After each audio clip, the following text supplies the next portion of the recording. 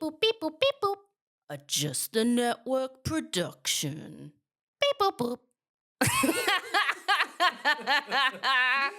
That sounds good. Take it away, me.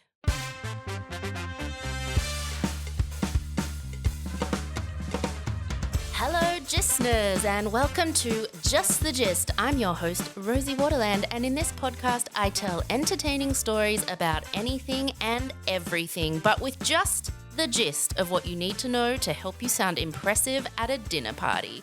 Gisting in every week is the JTG production team and you guys, the Gistners. So, let's get gisting. I'm very excited about this one. You know I love a female scammer. I love a female scammer. We love those here at JTG. But I thought it's about time we talked about a dude ripping people off because there are lots of those also. And this guy is so annoying. It's very satisfying that in the end he's kind of brought down by a photo of a really crappy cheese sandwich, which is kind of what everybody remembers from when this whole thing went viral.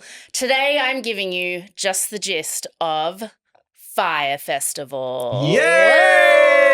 I was so excied to revisit this. Yeah, like what do you guys remember about it? Well, now I remember the cheese sandwich. Yeah, the cheese sandwich is what I was working at Mamma Mia at the time, and I was in charge of like this kind of viral pop cultural online news because at the time I was young and like the person that they turned to for that. And so I just remember the day someone posted that a photo of that cheese sandwich and basically said, I'm trapped at this festival, please help. So I started following it and it like blew up it was such a one of those fun Twitter things that everyone was following it together. Yeah, I missed those days. Yeah, and I missed it at the time. I only saw a documentary when it came out during kind of lockdown. That was the first I've ever heard of it. had not And heard I of was it till like, what? Like Usher was involved? Ja it was Rule. Ja Rule was Ja involved. Rule. Ja Rule, yes, Yeah. even better. Yeah. And like someone was like offering to give sexual favors for bottles of water. It was just like wild. Yeah, I mean that's a small part of this story. Yes, It is the most important and funniest part. It goes to Quench that thirst, baby. it goes to a lot of crazy places. But I can't believe you didn't know about it No, till I the documentary. Where were you? Did you get the like orange squares or whatever it was? I did not. Instagram. It's I held off on Instagram for a long time. I think Yeah. though it's strange because I worked so online, as did you, Hayley. Like you were in like marketing and all that kind. This was like this is a marketing story. So to us, we assumed everyone was in our bubble. Like to me, to say to someone, you don't know about like the black and blue dress, or you don't know about Fyre Fest. Like no, most people weren't. We were just chronically online. Yeah, sad for those people. Yeah, I mean, I still am. That's why I do. Aw, poor Why I do little this and make James listen to breaking news. You don't know about important issues. He doesn't know. Would you things. have gone to Fyre Fest? No, because I'm not a festival person. But when we'll get to it towards the end, but he does try to launch a second one. I would have gone to that one. Yeah. For like irony's sake. Yeah. It's the ironic festival collection. I would have gone to the second one but the first one, no, because I'm not. Festival is like my worst nightmare. Yeah. And it was all influencery and posery and like just no. Yeah. Okay. All right. Here we go. So, back in 2017, Fyre Festival was promised to be not just a music festival, but the festival to end all festivals. I've never been to a music festival, so I don't really know what they entail. Never? Lots of tents. I've been to a medieval festival because I'm awesome. That's more on brand. No, never. I'm not a crowds person. I'm not a festival person. I went to Glastonbury once. Yeah. And that's that's still so in like one of the top highlights of my life. Like I understand the appeal of going to festivals. Now I'm like, no, like hard pass, too many people, camping. But back then, in my mid-20s, that was like peak kind of like you lived, you worked, you earned money to go to festivals. Ew. But especially Glastonbury. Like that's like iconic. Insane. We would not have dated if we met back then. Ew. Like sun. Sorry. Sun, nowhere to sit. Oh, like, so ugh. good. The ground. Loud music. In the mud. I don't want to sit on the floor outside. Portaloos, don't forget the Portaloos. Portaloos, no Wi-Fi. No, thank you.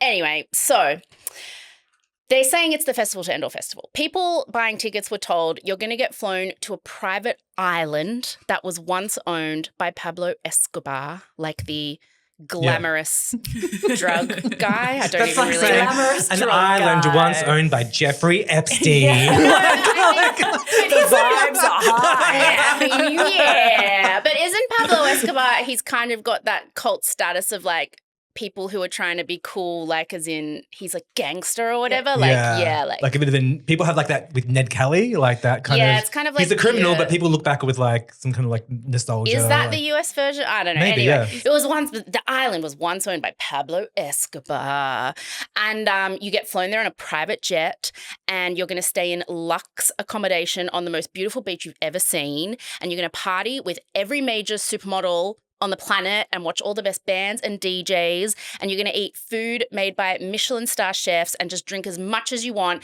and it's all just one glorious weekend, this festival. This sounds too good to be true. Yeah, that's what I was thinking. There are so many red flags there. Like, But I mean, at the time, I think there's reasons it seemed legit, and I'll tell you why. So within hours of the festival starting, it was too good to be true. Ticket holders realised they were trapped on an industrial site with nowhere to sleep or poop, and they turned on each other like an unhinged influencer version of Lord of the Flies, and the whole thing went viral. yes, As Haley and I were watching as it all happened. Everyone watched except for James. Everyone, James. Everyone. So this whole thing starts with a guy called Billy McFarland, and when I was trying to think about how to describe him, he's basically the epitome of a jockish American douchebag. And the best way I can think to give you a visual is like, imagine a guy wearing a Von Dutch trucker hat. That's his like vibe. the personification of a Von Dutch cap. He is the human version of a Von Dutch trucker hat. That's him. Ew. So he's born in 1991, which means he's only 34 this year, which means he was only 27 when Fyre people first born happened. in 1991 are like 15. People born in 1991 are 10. I'm sorry, but they are. So yeah, that's nuts. He grew up in New Jersey, which is like the state next to New York State. Where the housewives are from. Yeah, where the housewives are from, yeah. He had very rich parents. They were like real estate developers. He went to private school. He got into college, but he dropped out. And pretty much like within his first semester, he was like, no thanks. Because a lot of people who knew him growing up have said that he was the guy who really cared about appearances and thought incredibly highly of himself and his abilities. Oh, it's just most men. But he never wanted to work for it. He was like, he wanted to be a CEO now. He wanted to be like rich now. He wanted to be, and so he like went to college and was like, work for 4 years. Classic like private school boy. Yeah. So he drops out of his first semester of college and he's kind of like, I'm just going to be a business mogul, nondescript, just business mogul. The other thing that people who grew up with him say, like this is kind of a common thing everybody says, is that he was a pathological liar, but also he was very good at it. He was a great salesman. Like he could sell anyone anything. Like he's the epitome of just all talk. Yeah. Just charisma factory. So he's going around trying to sort of be a business mogul of any kind, I guess. Just envisioning him driving like a shitbox car, but the number plate costs like more than the car. Yeah, and it's like totally. mogul. Business mogul, but it'd be like with a Z. BZ. MGL. Mogul. Yeah. He basically is just like talking really fast and using lots of words like disruptive and revolutionary and synergy. And he does actually start convincing people to hand over millions of dollars for him for ideas that he has. So he's kind of doing the thing that Anna Delvey did and Elizabeth Holmes did, and that all business people do really. He's telling people he has a cool idea and then he's convincing them to give him money to execute the idea, even though he doesn't yet know how he's going to pull off the idea. He's just like, I'll get the money, and that's a problem for future Billy. If any like bajillionaires are listening, I have lots of ideas also. So 13, 22, 50. 13, 22, 50. Oh, we said 13, 22, 40 the other day, and someone told us that, that's the number for World Vision. We were like, definitely call that and send your money there. Guys, when we say a number, we're just throwing out random numbers. Just you don't have to call the numbers. Keep that in mind. 13, 13, 32. Yeah, but at least 1-300-65506. at least the number we accidentally said was for World Vision and not like Nazi. I don't know. Or, yeah, like a strip club or something. A Nazi camp strip club. We will never direct you to call a Nazi camp. Kaylee has great ideas. I can hear the money draining out of them. Oh, God. Please sponsor us. Wholesome content. Okay. So Billy tries a couple of businesses before Firefest. The first one is like a credit card company called Magnesis, but it's not really a credit card company. And also, this is not a terrible idea. And this is the thing with Billy and with a lot of scammers. We've said this about Belle Gibson too. They have this tenacity and drive, and ingenuity, is that the right word? Yeah. And if they just turned it towards actually doing something legitimate, they could be quite successful. If they use their powers for good instead of evil. But I think, I don't know, there's a laziness that goes with not wanting to actually do the work, it's like I guess. in Star Wars, they're like, it's easier to turn to the dark side. It is. is. The light side is more work. Exactly. So he has this like credit card thing called Magnesis, and he had moved from New Jersey. Just getting into character. To New York City. And like a lot of people do when they're younger and like moving to New York City or a big city, like a new place. And he cared a lot about optics and his image. So when he was in New York City, he wanted to be going to like the coolest restaurants and bars and gigs and stuff. And so he has this idea where he loves the idea of having an Amex Black card. You know how American Express has that for super rich people. It's a credit card that's like black and metal. And it's how you know if you see someone pull it out of their wallet, it's how you know. Because I think they're unlimited. Are they? Yeah. Ooh. They just trust you'll pay it back. Yeah. That's like, the closest I got was when Char Grilled Charlie's once gave me the Char Grilled Charlie's black card. Okay, I have always wanted one. Which was like, and they always say it's like confidentially, you're not meant to talk about it, but like I told everyone I could not believe I got it. I don't understand how I got on their list. Is this why you don't have it anymore? Like maybe, maybe. No, I think I don't have it anymore because I single-handedly almost drove them out of business. Because you used the card. So basically, with this black card, they give it to like famous people, and I guess it's like, well, yeah, exactly. Like, why did they give it to? I feel like there's maybe one person at Char Grilled Charlie's in the office who like read a book of mine and was like, send it to her. I have no idea, but they give it to like famous people. Hope you'll post about them on Instagram, right? This black card lets you spend $50 a day at Char Grilled Charlie's. On anything you want. I could feed my family for finally. Like every day, I spent that $50 every day. I was taking my sister, we were feeding the kids. Even if I was like, oh man, I've got to go to Char Grilled Charlie's and like spend my $50, I would go. Yeah. Like I was getting leftovers for the next day. Then COVID happened, so I was just eating Char Grilled Charlie's like all the time. I swear to God, I was the only person who actually used that card every day. Do you know what would be fun as well? You could go in there and like just look for someone who looked like they'd had a bad day or something and be like, it's on me, babe. No, I want it for myself. Are you kidding? What? Okay. But anyway, after I think you're meant to get it for a year, and I was hoping they've forgotten they'd given it to me, but then I got it. Their financial department was not allowed get that card back now. Yeah, you no longer have access to the card. But anyway, if you want to send another one, I'll take James it, and I are much more responsible. It's the best 12 years of my life, 12 months of my life.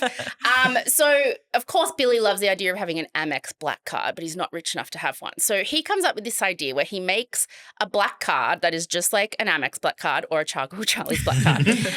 But it's not actually a credit card. It's just a card that you link to your bank account. A little stunt card. And you pay $250 a year and you get this black card that you can use as your card. But the main thing you're getting for membership of Magnesis is you're promised like discounts and early access to like bookings at fancy restaurants and clubs and concerts. So he's kind of like a fancy concierge service. Like, so if you're in New York, if you're a paying member of Magnesis, you'll get hooked up with like, told where the coolest bar is, and your name will be on the door, or you'll get a discount at this restaurant, or like just all that kind of thing. And it is like a good idea, and he ends up like raising quite a bit of like money to do it, and then he gets like quite a lot of paying members, and it becomes like a business with a bit of attention. Like he goes on the Today Show to talk about it. It's like, it seems really legit, but he always kind of puts together just enough to have the appearance of success, and then he just spends the money his businesses is making or mismanages it, and he's just not really interested in the boring parts of running a business. Surprise, He just likes the optics and the appearance of having a successful business. So, I mean, there was a big news story at the time that like a bunch of people who were members of Magnesis bought Hamilton tickets, which was like impossible to get tickets to at the time. And they turned up and like there just were no tickets for them. Aww. And same as tickets to Beyonce concerts were promised, and like they'd turn up to dinner bookings and like just have like people in the restaurant be like, you think, no, you're not getting in here. Like it was just all kind of a scam. So they're getting bad reviews from the get-go, but he's just really great at shit talking and he keeps raising money. And then he manages to get Ja Rule. So Ja Rule, the guy who sang Always on Time, and I gave you my own, be mine. I'm not always there when you. Well, he doesn't sing that part, but he does the rapping part. Always, I don't even know what his part in that song is, but so Billy manages to get in touch with him to be like the face of Magnesis, right? And he comes on board as a spokesperson, and then Billy pitches a new company to Ja Rule, and he's like, this will be one where we offer a concierge service, but we offer like bespoke private celebrity events and experiences. So like Ja we Rule can't get you has on the list at that, restaurant, but we're going to give you bespoke celebrity we'll have experiences. Beyonce come to your house. So it's kind of like Ja Rule has the celebrity like contacts and hookups. Mm-hmm. Billy has the business acumen, he says, and they're probably both on a lot of cocaine just going, yes, amazing. And so they're kind of like, you sort of can they'll offer bespoke packages, or you can say something that you might want, and they'll go directly to the artist's representation and be like, yo, if this person pays $20,000, will you sing at a concert? Or like a dinner for them or something. Like, and again, it's not a terrible idea. It's kind of the concept behind Cameo now. Like when you just go like directly to them, pay them, and a famous person gives you a video. It was kind of like the real life expensive version of that. And so they decide they're going to do it. Ja Rule's into it, and they call the company Fyre, F-Y-R-E. Magnesis kind of just dribbles out of existence. No one's getting tickets to anything, nothing's working, and that just kind of dies. So they call the company Fyre. And to advertise this new fancy bespoke celebrity experience company that's kind of all going to be through like an app, kind of like you go on Uber, but it's Fyre, and you order like a private jet to go meet Beyonce and just transfer $100,000. Like that's kind of the idea. You can tell they were on a lot of cocaine when they came up with this. Beyonce just sitting at home being like, oh, got another gig. Just got another gig through the we Fyre. go. So they decide to like promote and publicize this new fancy company called Fyre and this like concierge app. They're going to throw a festival called Fyre Festival, and it's going to be like a bespoke celebrity experience kind of festival to advertise what this app can do. And so the idea is that Fyre Festival will be so amazing and so exclusive that it will get lots and lots of press and publicity, and everybody will download the Fyre app and like start using it. And like seriously, it's again not all terrible ideas on the surface. They should have just made it like a small like brand activation, and then made it actually exclusive, and then it could have been a really good advertisement for the ad. Yeah, like honestly, I think that's the direction in Billy's brain, but I think he's like got a huge ego, and I'm convinced he and Ja Rule were just both doing lots of coke going, yes, it's amazing. I love it. You're a genius. I'm a genius. We're all geniuses. Also, Hayley, as like a white person, as the only white person at this table, like sorry, let's start it again. As a white man, as any white Rosie and I are what? As any white man at this table. Rosie's uber white. Yeah. I'm the white person.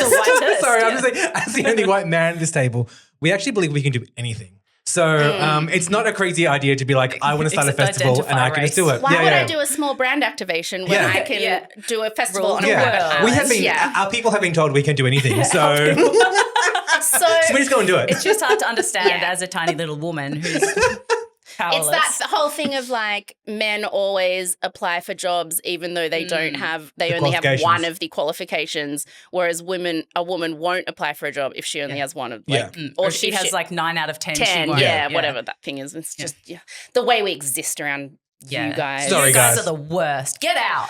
So they had this big idea, but when it came to the effort of actually like executing the boring details of keeping a business running and putting on a huge event like this, like Billy wasn't interested, and Ja Rule would just kind of turn up occasionally and be like, I'm Ja Rule, and then go. And so like they still, though, with a celebrity on board and Billy's gift for talking shit, that they were getting a lot of funding to kick this thing off. And once he has some money to spend, Billy, of course, only wants to focus on the fun parts of getting this business up and running. So instead of actually building the Fyre app that is meant to be the business eventually, like that's what this whole thing is this app thing. He's like, I did that Magnesis thing. We'll be fine. We'll think about the app later. He wants to focus solely on the Fyre festival that is meant to bring publicity to the app. And again, not a terrible idea to throw a festival, like you said, a brand activation to like bring attention to a new product or service or whatever. But instead of focusing on the logistics of putting a major music festival together, he decides to just focus on publicity for the music festival to get people excited about the festival. So essentially, Billy is focused on the publicity for a festival that he has not yet planned, which is meant to be publicity for a concierge event app he has not yet built. So Billy decides he's going to create this incredible marketing campaign that will make everyone desperate to attend the Fyre Festival, and he'll just figure out how to actually make the festival later and also build the app that the festival is meant to be promoting later, because there is meant to be a business at the end of all of this. There's a nerd somewhere who'll do that. Nerd stuff. So Billy and his team come up with this idea to shoot the most beautiful, most like aspirational, travel influency, glam Instagram promo video like ever made. So they literally hire the biggest supermodels in the world, like 10 of them. There's Kendall Jenner, Bella Hadid, Emily Ratajkowski, Hailey Baldwin, like all the big shots at the time. And they fly them to this private island in the Bahamas, and it's the one that was owned by Pablo Escobar's family. And he basically brings his marketing team with him, and they film they stay there for a week and just film this like sexy video, like just people frolicking on the beach and on yachts. And it just looks like the most exclusive, beautiful party ever. And like, that's because it was. Like, they were having the time of their lives. That like, Billy. Been it. That's all he needed to do. And here's the app, guys. And done. Like Billy had basically taken all the investment money he'd been given and raised, and under the guise of filming like a promo video to generate publicity for Fyre Festival, he just paid for a week-long holiday in the Bahamas, and with some people with video cameras were there to film it. I love it. And like the video is stunning. It looks like a luxury sort of lifestyle brand commercial, like crossed with a music video. It's like white so luxe. Everyone's in like, it just looks like the most beautiful island you've ever seen. And they're all in bikinis, and like Ja Rule's there, and there's pigs swimming in the water that look really cute. It's like a weird dream you have. It is. It's like a weird fever dream, but it's definitely, it's the kind of video that I would watch and go, whatever that's selling, it's my worst nightmare. But for a lot of Instagrammy millennial people at the time, it was their biggest dream.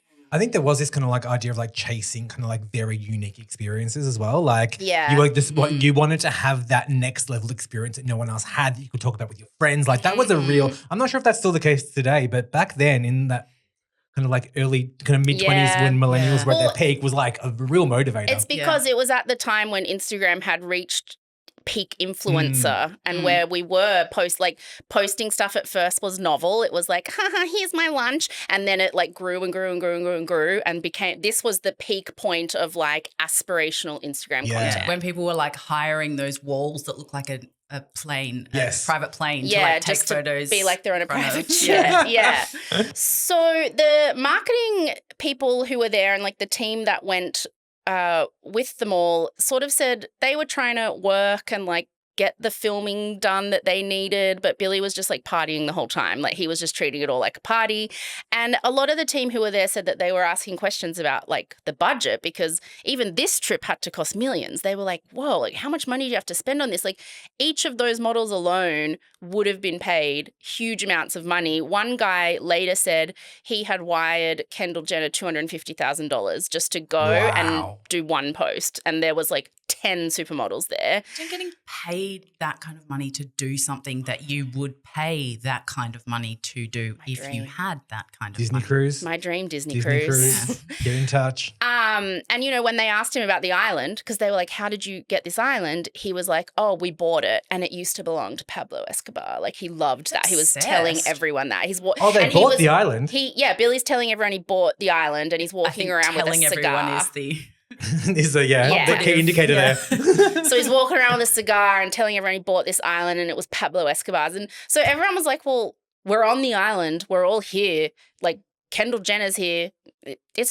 It surely is true. Why would you not think it's all true? Ja Rule's there. Why would you lie about owning an island? Yeah, and like, how could it be fake if Ja Rule is there?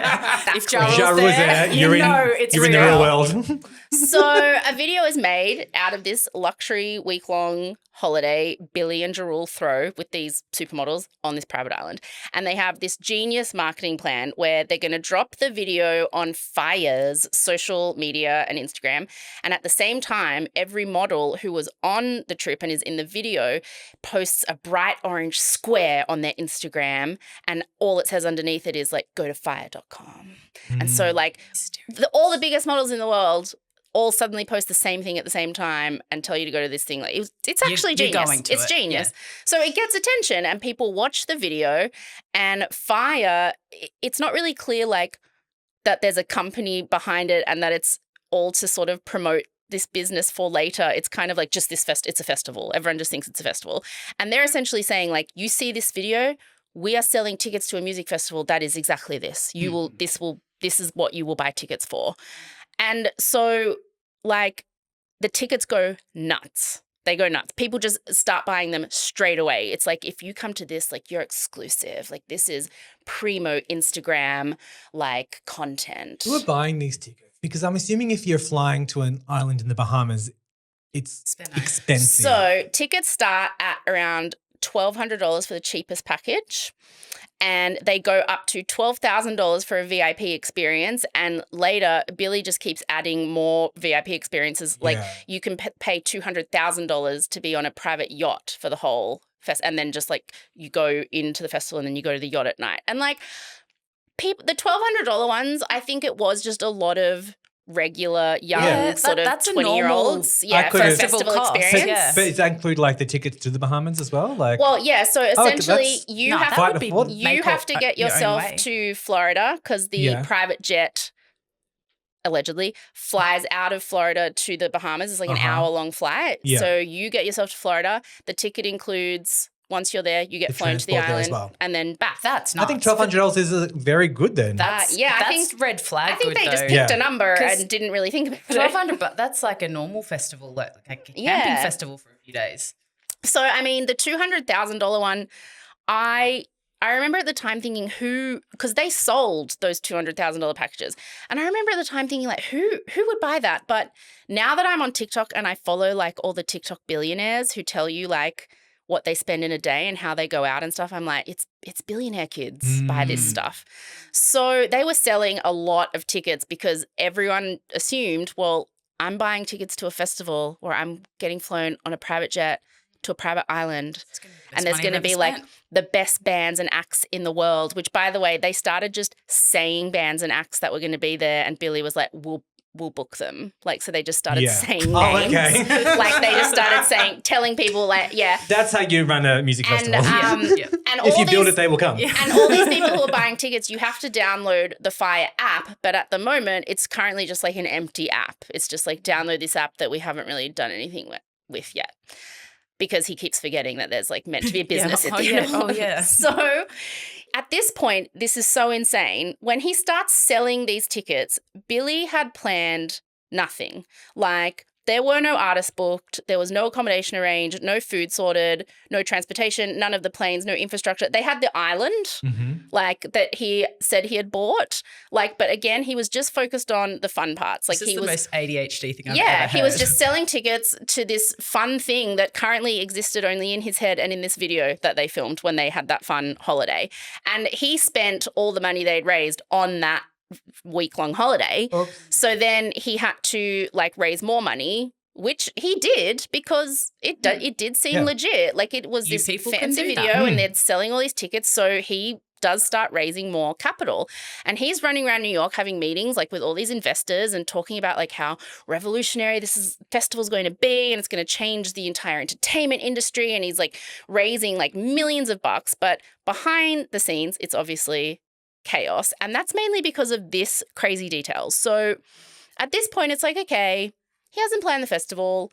A festival takes a couple years to like plan. So, I mean, even if they have a year, like they could pull it off, like because he's raising all this money and stuff. Like he was a bit ahead of himself, ADHD style, but they could still pull it off.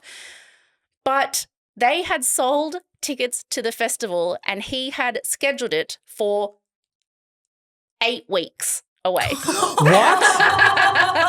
8 weeks Holy away. sheesh. Yes.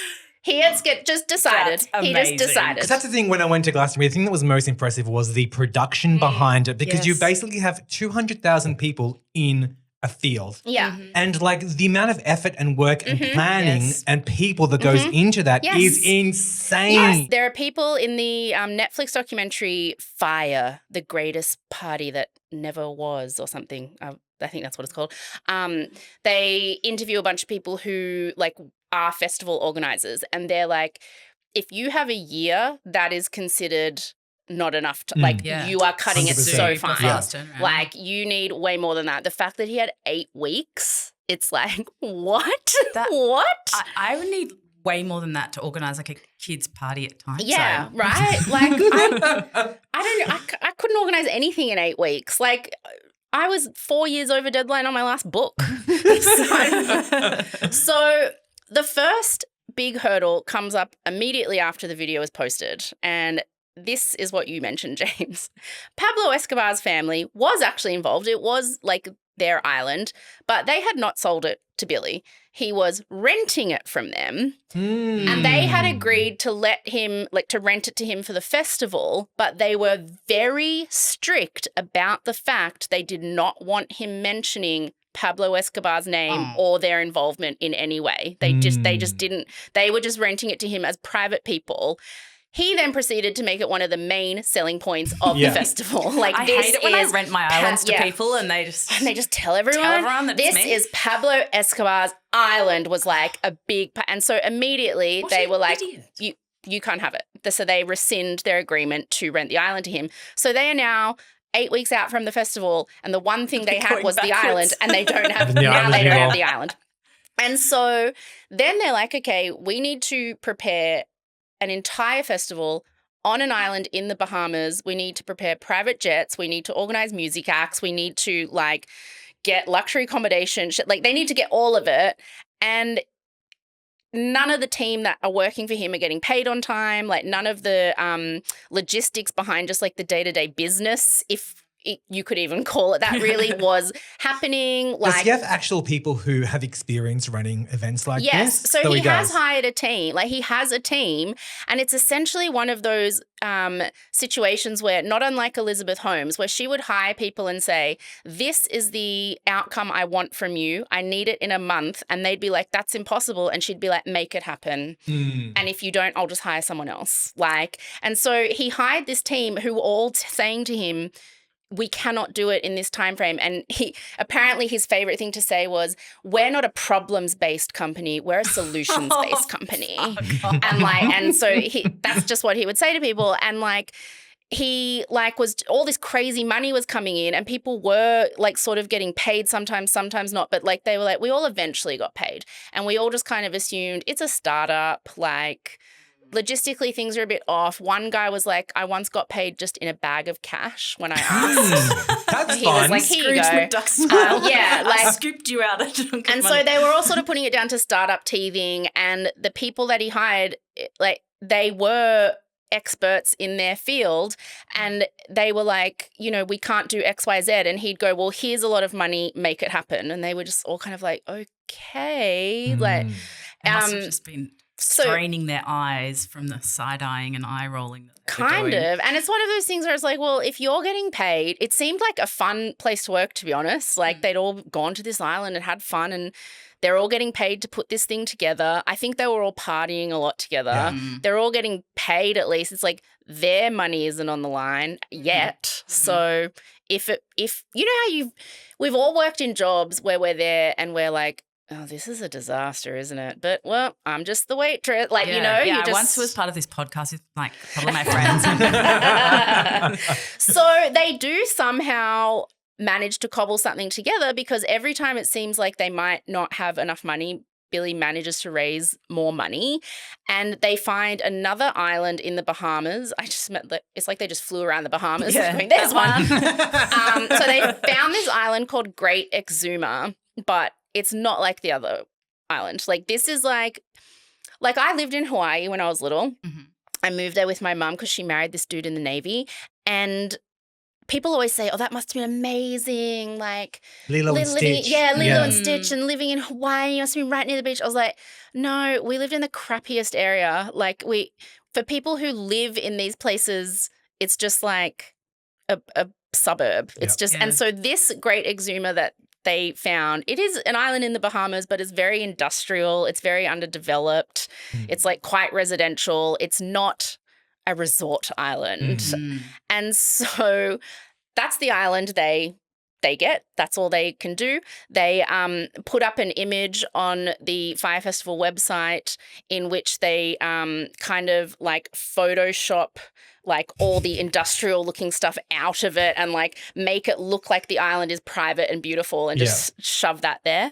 And How could that go wrong? This is when they start sort of booking like the big acts. So they go around to like, you know, bands like agents or whatever. And he does have a team who know how to do this, who know how to book people. And so they promise them like, how much money do you want? This amount of money. And so bands agree, like you're like, okay, cool, like it's a festival, if they we'll can name do their it. price, sure, yeah. Like check. And but they have booked like Blink-182 and all these big acts.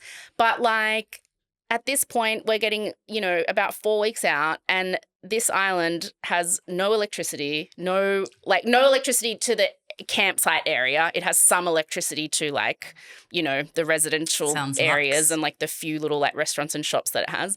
There's no proper water supply. There's no proper sewerage system. There's none to the campsite area. There's like nothing that can handle thousands of people in terms of like bathrooms, toilets. They start thinking maybe we can book hotel rooms on the island to start fitting everyone because they don't know where they're going to put them. They haven't organized any accommodation for them. They just have a campsite. Everywhere. Yeah, they haven't organized villas or anything. They just have this empty sort of industrial campsite that is like kilometers from the beach, by the way. Oh my gosh. Yeah, and so they don't have anything. So then they start looking into like hotel rooms and maybe booking private houses on the island. There's only enough houses for the Fyre Festival team because not many people live on the island. There's not enough hotel rooms. There's like nothing. Like there's just, they don't know what they're going to do. There's also no proper airport facilities really to handle, and they also can't afford private jets. So the team are like, it's a logistical nightmare. I like that they're just pushing on though. Yeah, and they all keep trying to tell him, like they say every day we're like, should we do it? And Billy's like, we're not a problems company, we're a solutions company. And like some people who insisted this will not work, he would just fire them. He'd just be like, nope, sorry, I want someone to tell me it will work. And so when they're about 4 weeks out from the festival, Billy and the team all go to the Bahamas to start like trying to properly set everything up. And they just... They can't really set anything up. It's only when they get there that Billy's like, oh, shit. Like, but he just keeps going. He's just one of those guys who's probably on a lot of cocaine and is a big talker and he's like, no, but it's okay because we can get this and we'll do that and we're not a problems company, we're a solutions company. And, blah, blah, blah. And like they hire lots of local workers to just help them like build infrastructure and sort of bits and pieces are coming together. But every day, like I said, people are like, should we cancel? And he just keeps saying no. But I think it's because cancelling the festival at this point and refunding everybody's money. It's just not really an option for him right now. But they want to keep the money. Well, yeah, because also like he doesn't have any money to refund anyone, so he can't. And at this point, his only sort of way to get through this is to hold the festival, which will bring attention to the Fyre app. And then hopefully the Fyre app will start making money when he builds it. Yeah. And then he can pay back the people who invested in the festival. Like he's just sort of, he's just Ponzi scheming He's trying to outrun himself, yeah.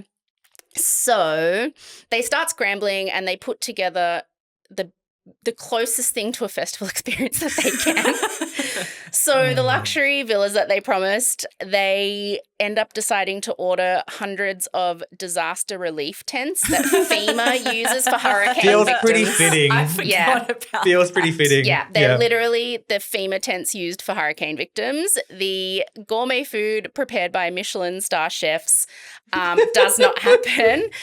They end up hiring a local woman who owns one of the only restaurants on the island. Just her. And she can't get anything prepared for the festival though, because they've also hired her to feed the whole Fyre team and all the local workers that they've hired, like while they're setting all this up. So she's like, I was like, when am I meant to prepare the food for that when I'm feeding all of you?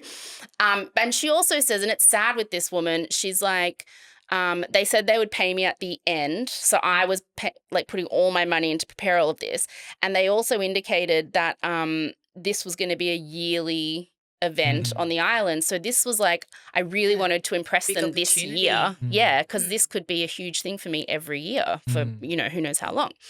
So as they start running out of money again, which they do, Billy's struggling to get more from investors now because he's kind of tapped out all his investors. So now, in order to make money, he starts selling luxury extras to people who have already bought tickets to Firefest. So this is when he starts, like, they'll email people and be like, do you want to upgrade from your luxury villa to like a luxury like house? And like, they know they don't have them, but they're just like, and so people are like, yes, and like sending more money, or, we've suddenly had an opening and we can offer you an upgrade to like one of the yacht packages for this much. And they're promising stuff that they don't have. They can't even get the basics done. Yeah, I know. Like they're literally promising upgrades to things that like do not exist. But what does he expect is going to happen? It'll all turn out in the end. I don't know. Like it's interesting because I get like maybe it seems to me when you watch interviews with him, and there are a couple because he did some from prison and he's done some since he's been out,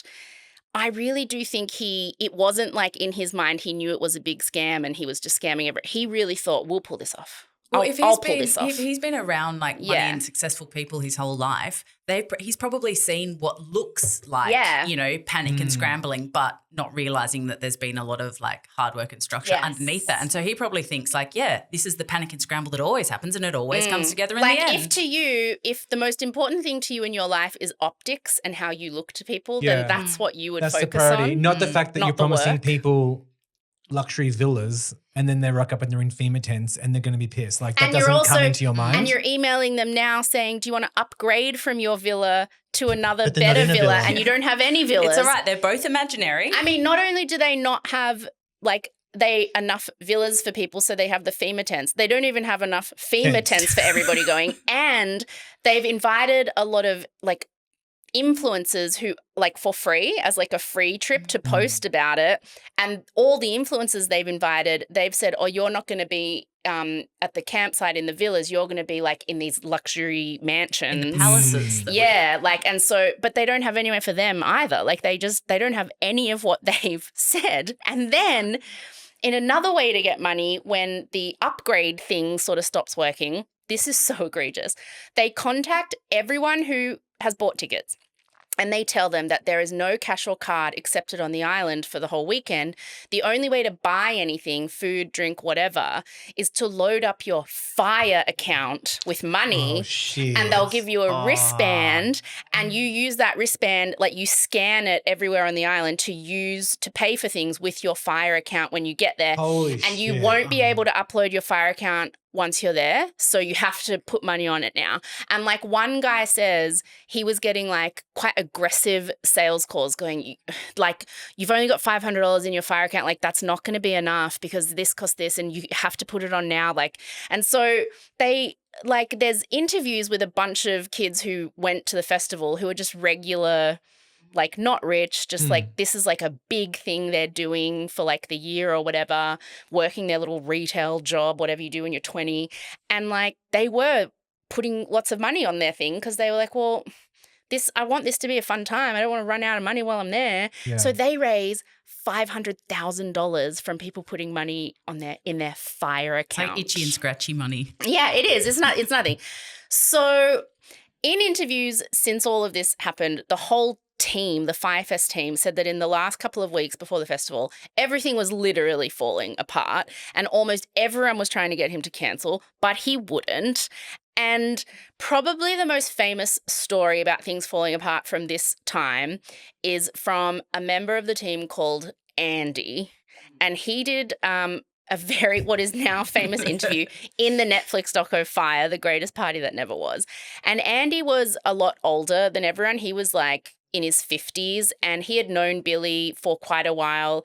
He was kind of like he did this kind of thing. He organized stuff. He was in like sort of the business like event organizing world. So he had worked with Billy back when he'd like started Magnesis. And he kind of like looked at him like he was a bit of a mentor to him. Like he was this young guy who was really scrappy and entrepreneurial but ended up like he got a lot of really good work with Billy and he got to organize a lot of stuff with really big budgets. And so he had come on board to kind of basically be the one to try and organize this whole festival. He's like the adult. He's the only adult in the room, basically, this guy, Andy.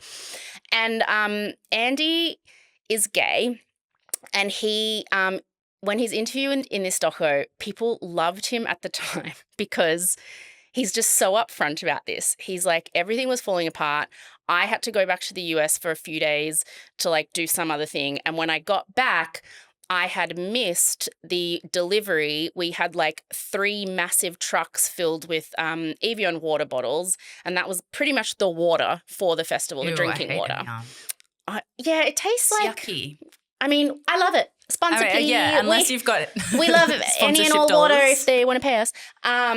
So he missed it. And while he was gone, the like customs, the Bahamas customs people like dealt with Billy, who's incompetent, and they had essentially said, you have to pay this amount in customs fees or we're not releasing the water. And Billy was like, and so just left the trucks there. And then when Andy gets back, Billy's like, Dad, like, help me, please. You have no water. And so Andy's like, oh, my God, okay. And then Billy pulls him aside and says, look, I was talking to, like, someone from customs who was essentially like, the money they're demanding, it's not really customs, like, it's not legit. It's like a bribe.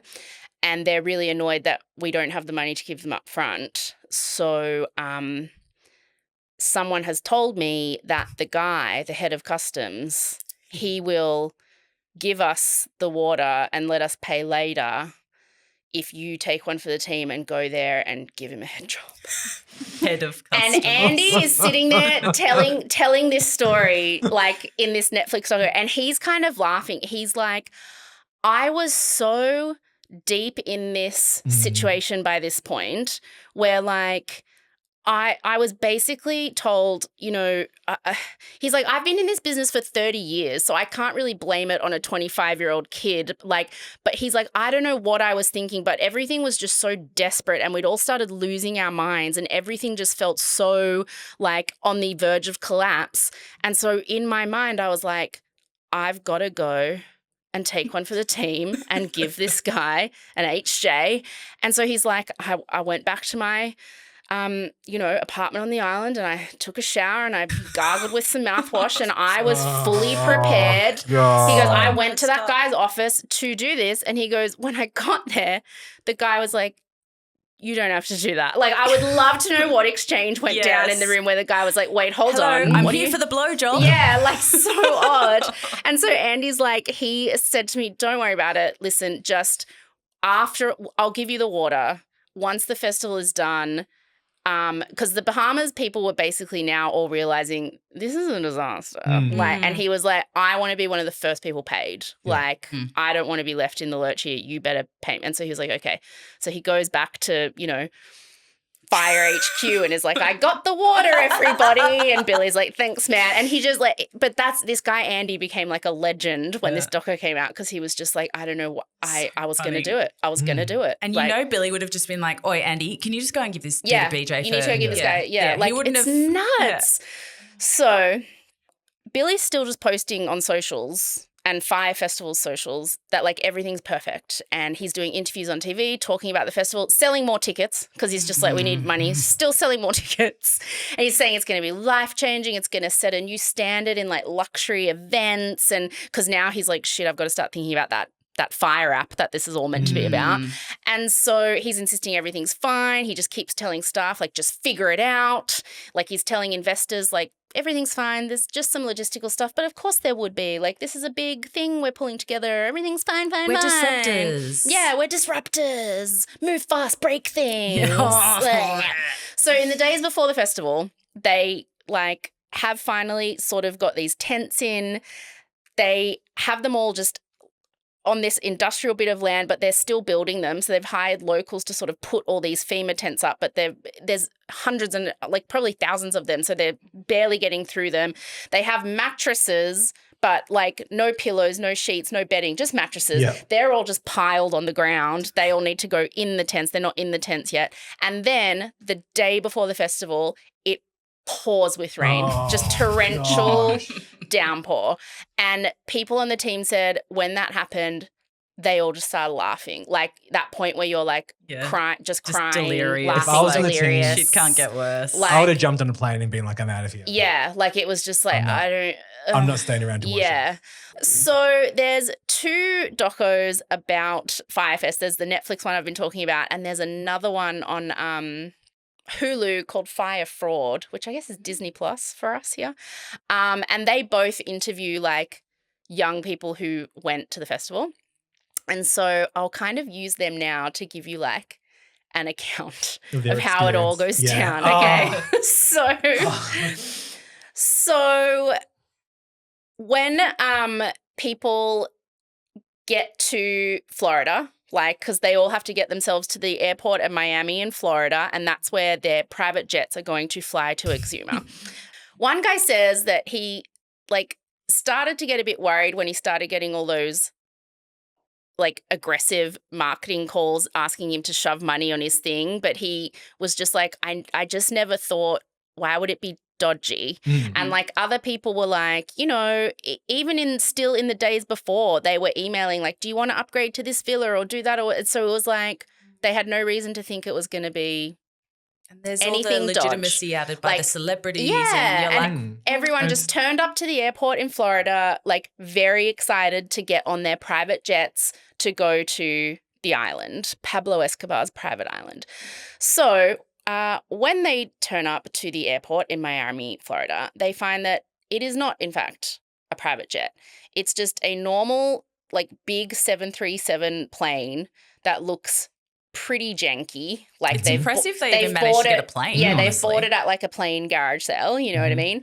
And they've pretty much just painted the word Fyre Fest on the side, the words Fyre Fest there.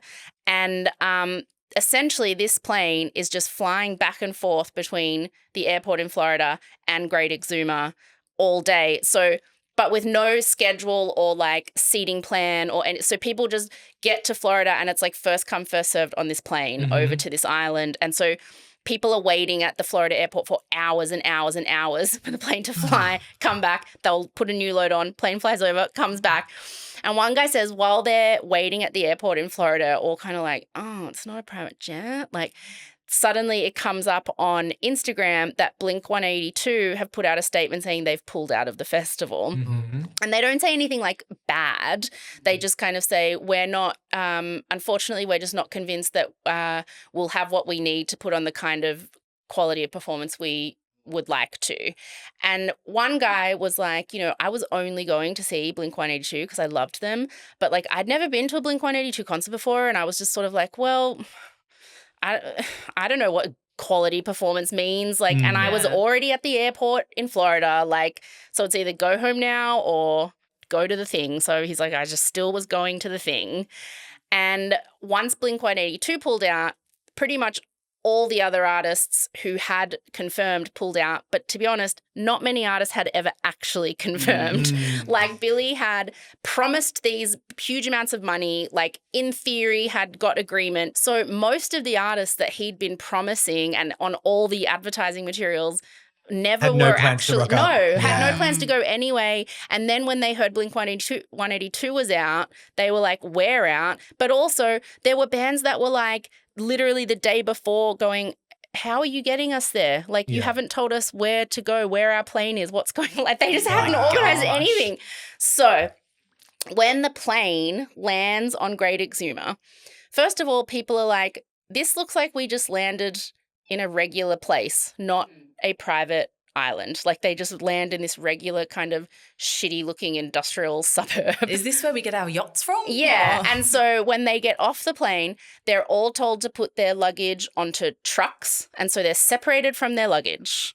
And then they are herded onto not limos, but yellow school buses.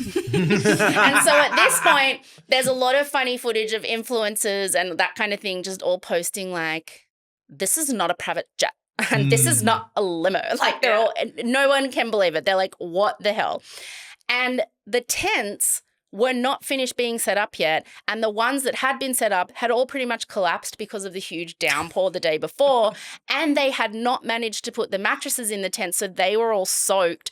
So they were like trying to leave them out in the sun to have them dry, but they weren't drying. So like, they were like, we cannot have them at the site yet. It's not ready.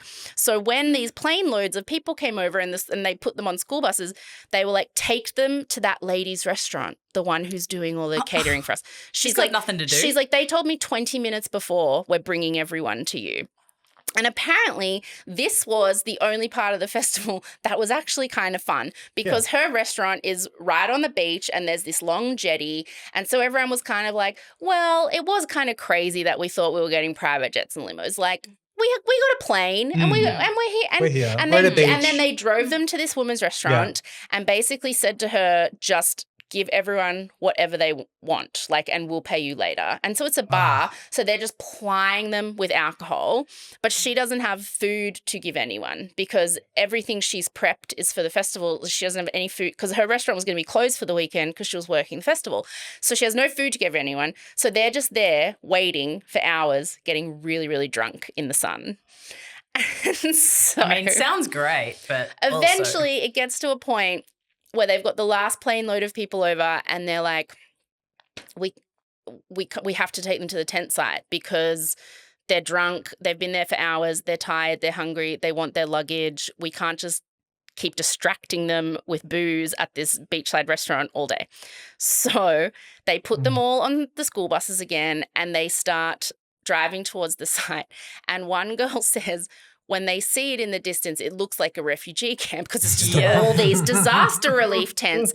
And one girl is like, that cannot be where we're going. Is that where we're going? And she said the bus driver, who all the bus drivers were like local Great Exuma residents, he was just laughing his head off. And he's like, yeah, that's where you're going. That's where you're going. He was just laughing and laughing and laughing. I'm surprised that even occurred to them. Like, I think I would have thought they'd be like, oh, how sad. There's like a sad camp that we've got to drive past to go to our luxury. We're fancy rich really people on this island and they're the poor locals. But you drive past poverty to get to the luxury. No, that's where they were staying.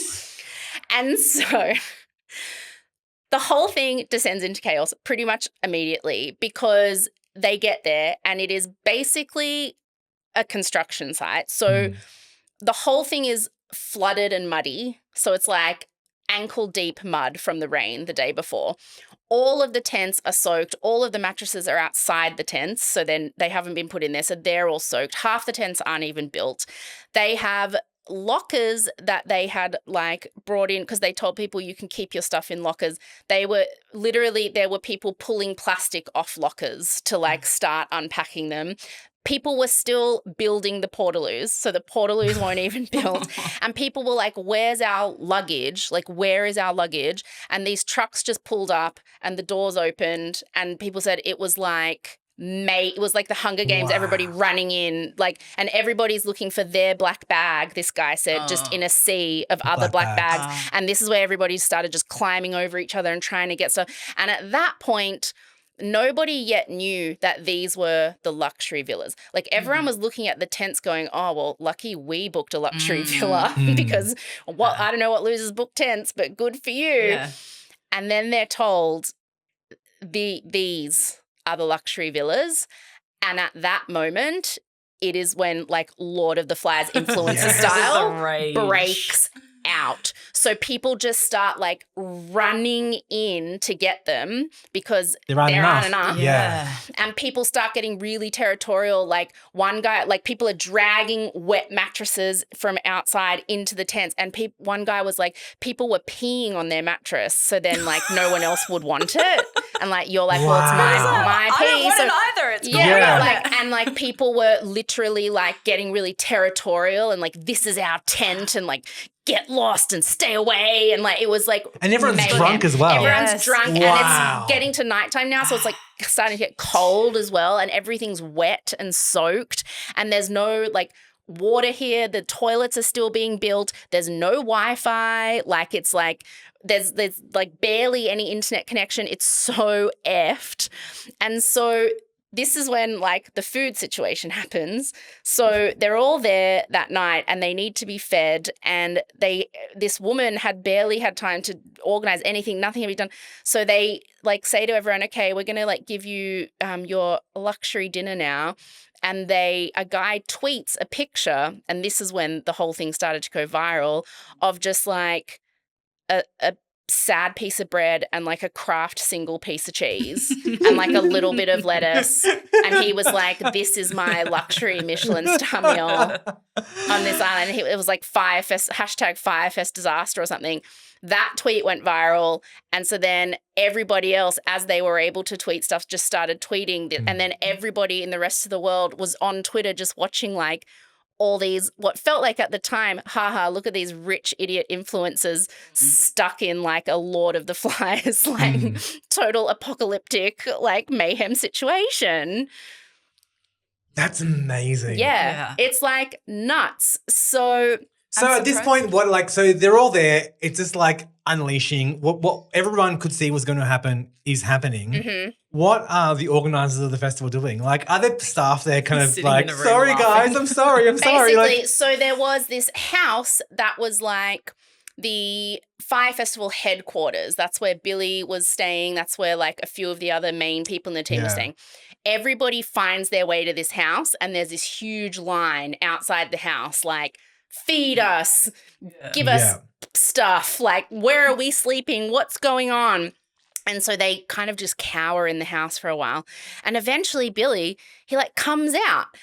He thinks he can talk his way out of this. He, like, gets up on the back of this truck and he's like, okay, everyone, okay, like, gonna need you to work with us. Like, you know, it was just, unfortunately, yesterday there was a torrential downpour. Like, we just had this otherworldly weather event that there's no way we could have anticipated it. Villas were here. Yeah, like, so we've really been trying to get everything together since the rain. Like, please work with us. Like, I promise we're going to blah, blah, blah. And then they just bring in booze and get everyone drunk again. But then after a while, like, he just kind of comes out and he's like, okay, everyone, unfortunately, we're canceling the festival. And then just, like, runs out. And, like, but it's seriously, like, it was so bad because all of the staff that had been working there for, like, 6 weeks trying to build everything and had hired all these local workers who were now like, when are we getting paid? And, like, the customs guy with the water, when are we getting paid? And, like,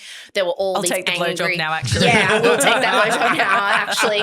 And, like, all of these festival goers who were like, what the hell? And, like, a lot of the Firefest staff at that point were like, we're in danger. Like, Marley, you in danger, girl. Yeah. Like, you need to get out of here. So they're all freaking out. They start busing some people back to, like, the Great Exuma Airport because they can't just leave them in this muddy, like, field. And they bus them there, and they bus pretty much most people there.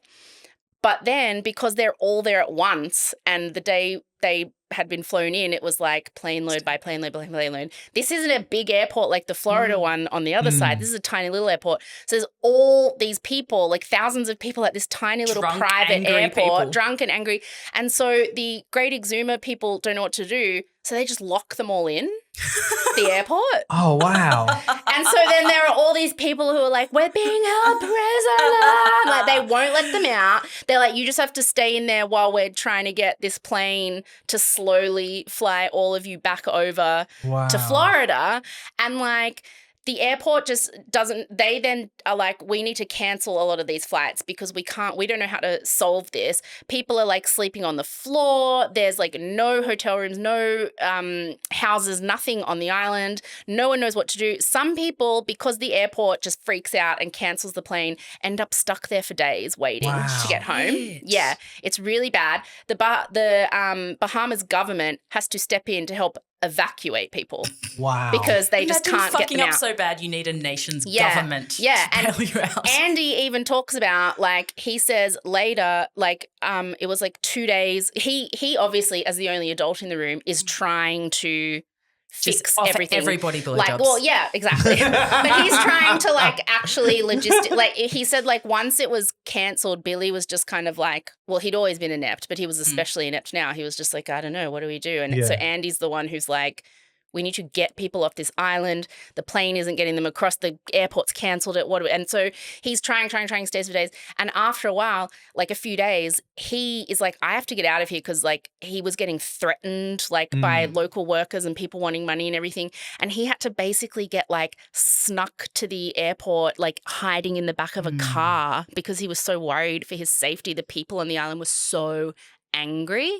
But like through it all, like Billy is still just trying to convince people, you know, like this is okay. Like, you know what? It was just the rain. It was the rain. Bit of a false start. Next year's festival is going to be incredible. Like, it's just really unfortunate. He does a phone interview with Vice at the time and he says it was the worst day of my life and he describes it all as like an act of God. And he says, unfortunately, we were hit by a storm early Thursday morning that caused some damage to half of our tent housing and busted a whole lot of pipes and delayed flights that were arriving to the point where we just weren't comfortable in our ability to resolve it. And so we decided to postpone the festival.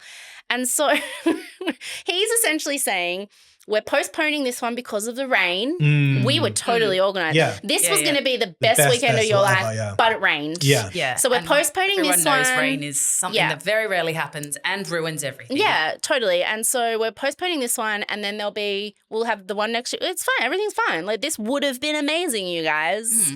It's just it rained. Oh.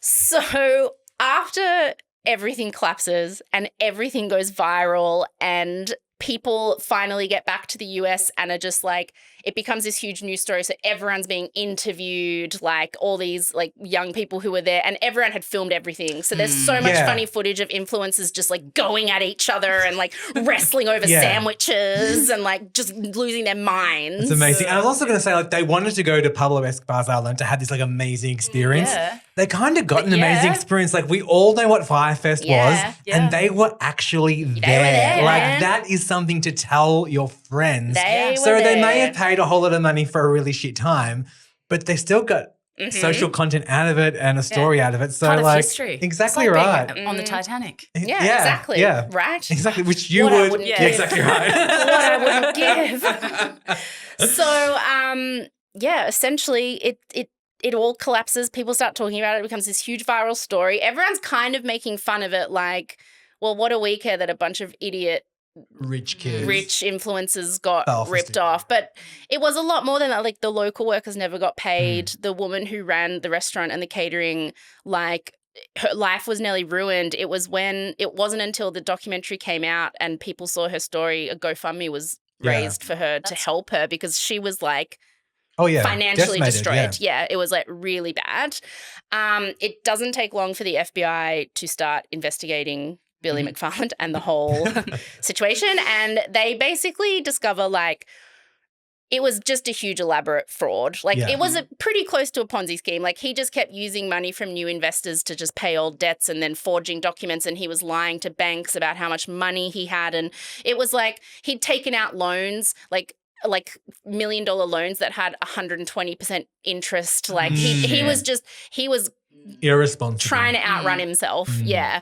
And the FBI sort of decides that it wasn't just that it was like poorly planned and he was an idiot. They conclude that they think it was an intentional criminal like enterprise. Okay, yeah. I'm not sure. I mean, I think he was an idiot and he had a big ego. I'm not sure if it was an intentional criminal enterprise. I think it ended up one. Yeah. But I think it was just because of the Dunning-Kruger effect, you know, like he just thought he could do it. He wanted to pull it off. Yeah. I think. But he didn't want to do the work. Yeah. So is the crime that he committed around the kind of fraud to get the loans and not disclosing accurate information? Because like he could have just like run a festival that was like shit. And there's no crime in that. Yeah, such, so he gets arrested and charged with multiple counts of fraud. The investigation reveals that he defrauded investors and ticket holders out of over, in the end, $26 million. I see, yeah. So this is money that people had invested that they should have got a return on. Yes. Ticket holders, you know, obviously never got refunds, all that kind of stuff. Like they never got refunds? No. Wow. No, he like... He didn't have money to pay anyone anything. 26, like the skill involved in defrauding anyone out of $26 million. Yeah. Like I couldn't do that. No, it's crazy. And so while he is on bail waiting for sentencing, so he's like convicted with fraud and like of defrauding multiple like companies, people out of $26 million. He's on bail waiting to be sentenced. And he starts another scam while he's on bail. So he creates this company called NYC VIP Access. Ooh. And he's really stuck on this whole he loves theme, this, isn't it? Well, I think it's just it's kind of like his go-to way to make easy money now. And so it's supposed to sell exclusive tickets to like the Met Gala and Coachella and stuff, but the tickets are fake. He just sells fake tickets to things to make money. Like he just can't stop scamming people. And even in the Netflix documentary, they have footage of him while he's on bail awaiting sentencing, like literally on his computer doing his business, selling fake tickets to people, acting like it's a legitimate business. But he knows you cannot sell tickets to the Met Gala. Anna Wintour like sells them to who she decides. Yeah. She's not given a bunch to Billy McFarland to forward on to you. You know what I mean? So in 2018, Billy McFarland is sentenced to 6 years in federal prison. He's also told he has to pay back $26 million in restitution, which he hasn't, and I doubt he'll ever be able to do. He served less than 4 years and was released from prison in March 2022. And has he like promised the parole board some VIP access? Yeah, definitely. He's got like those exclusive Beyonce front row that no one else can get. I've also got a mate who'll give you a blowjob. Yeah. And so immediately after he gets out, he kind of realizes that he has a bit of infamy because he's interviewed for a documentary while he's in prison. So, and in those interviews, like I said before, he doesn't take any ownership or anything. He's very much just like, we could have done it, but it rained. Yeah. Yeah, like, and so when he gets out, he realizes that he has this kind of infamy about him, kind of like how Anna Delvey has. And so he leans into it to like for attention and to try and build something out of it. And in April 2023, he announces on Twitter that Fyre Fest 2 is finally happening. Yes. And when I heard that, I was like, I'll go. Yeah. I'll buy a ticket. I'll go to that, like for sure, just to see. And so people bought tickets. Yeah. And I'm convinced people bought tickets ironically. Yeah, that is the only, this was like journalists paying to go to write about it, people who just thought it was funny and like, let's buy a ticket and see. There was 100 tickets initially put on sale for $500 each, and they all sold, even though there was no venue, no date, no musical acts announced, nothing. He was just like, Fyre Fest 2, give me $500, and everyone did. Like the tickets sold out straight away. But I mean, I really do think it was people ironically buying them because if I had the money and it went on sale, I'd be like, yeah, okay. I mean, it's good, but if it's terrible, you still get to tell people you were at Fyre Fest. Like, that's the appeal now. It's not going to be good. No, like, but that's the appeal is that you then can tell people you're going to Fyre Fest. Bad again. I mean, I think it's more like, will it even happen? And if it does, it's going to be a funny experience, whatever it is. Yeah. So that festival was supposed to happen just recently in May 2025 in some island in Mexico. Tickets were selling up to, he raised the price to $1,400. Then he started saying he was selling tickets for $1.1 million. But he was leaning into it. He was saying that the most expensive tickets, he was calling them allegedly real tickets. So he was trying to oh yeah, I can be funny and lean into this and still make money. It's so funny to defraud people out of their hard-earned money. So of course, none of this is true either, of course. The New York Times does an investigation into the island that he says it's on, and they found that the GPS coordinates that Billy provided for the festival location just point to a spot in the middle of the ocean. There's no island there. What was the FBI doing? And the local government of the area where he said the island was said they'd never met with him, talked to him about a festival, nothing. He'd just made it up. So in April 2025, he says the festival is postponed indefinitely. And then he announces that the Fyre brand was going up for sale. He said it had become bigger than what he was able to lead on his own. And he decided to put the whole thing up for auction on eBay. So the intellectual property, the trademarks, the social media accounts, he put the whole, just you own Fyre Festival to do with what you want. He put it all up for sale on eBay. He live streamed the auction. And when the final bid came in, he looked demonstrably upset and he said, damn, that sucks. It's so low. But someone did buy it. It sold for $245,300. Wow. I was kind of hoping he'd get scammed at the end. I know. Well, maybe he did. Maybe he did. But after the sale, he posted on social media saying, Fyre Festival is just one chapter of my story, and I'm excited to move on to my next one. And we'll be there for it. Oh, mate. We won't give you any money, though. Yeah, no. We'll just watch. I would. Rosie will. I would because I have my ironic book collection. Well, I spoke to Billy earlier, actually. Give me the cash. I'll forward it on to him. Yeah, okay. Yeah, sweet. Yeah, front row Beyonce, totally. Yeah.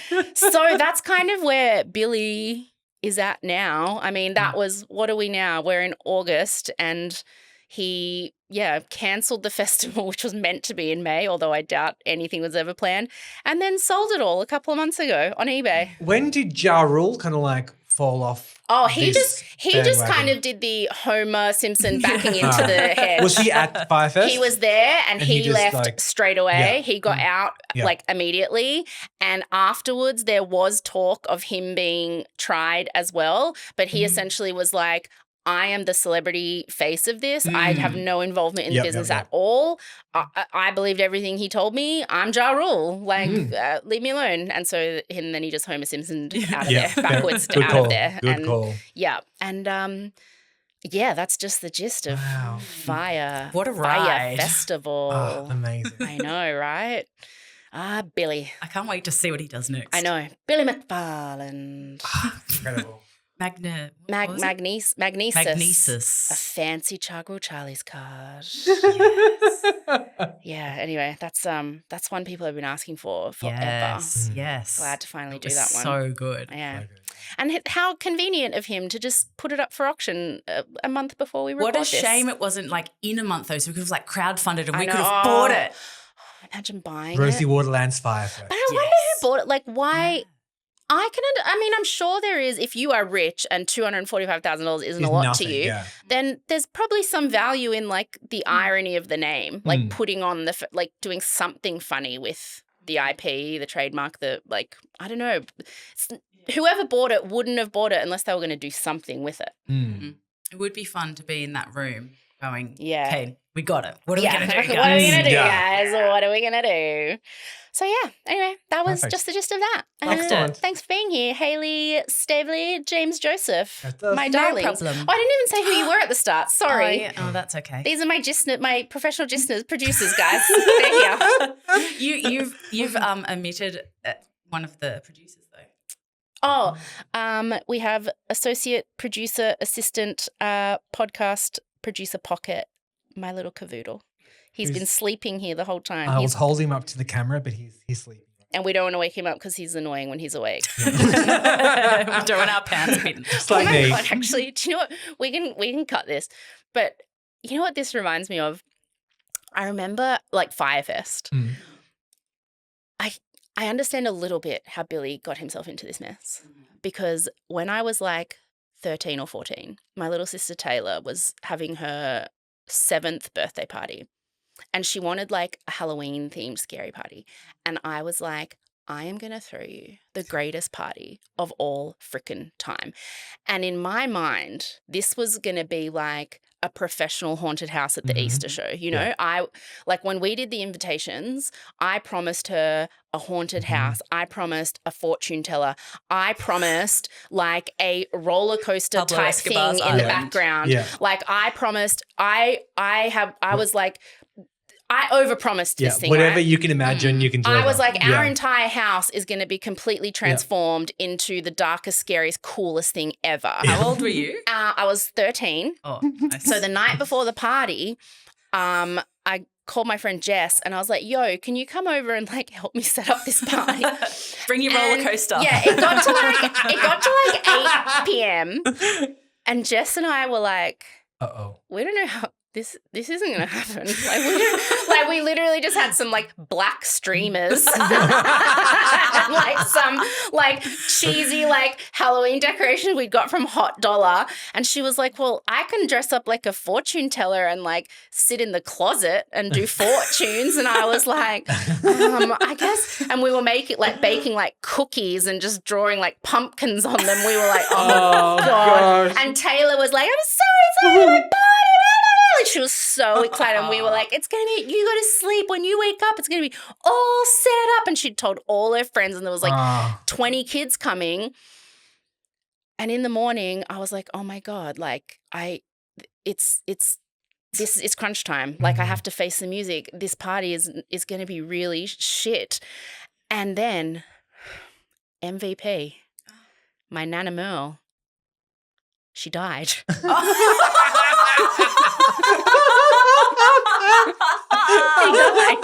Yes!